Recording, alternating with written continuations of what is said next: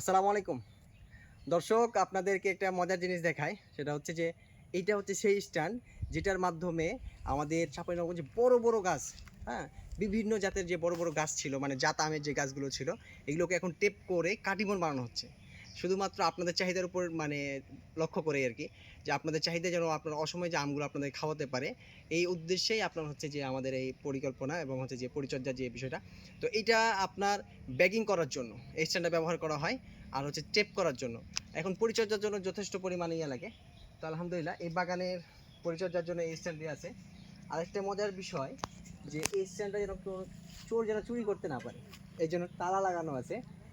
তো আপনাদেরকে এই জিনিসটা দেখালাম যে আপনার একটা আমের পিছনে কি পরিমাণ মানে পরিশ্রম থাকে, কি পরিমাণ মেহনত থাকে, যেটা আপনাদেরকে মানে দেখানোর উদ্দেশ্য, যে আপনারা যেটা আম খাচ্ছেন, এই আমের পিছনের যে একটা গল্প আছে এবং অনেক পরিশ্রম যে আছে, এটা বোঝানোর জন্য এই ভিডিওটা আমার করা। তো আপনারা প্রান্তিক পর্যায়ে যে কৃষকগুলো আছে, যারা একদম কোর লেভেল থেকে কাজ করছি, এদের কাছ থেকে আম নেন এবং হচ্ছে সাপোর্ট দেন এদেরকে, যারা আপনাদেরকে আমগুলো দিয়ে আসছেন দীর্ঘদিন থেকে।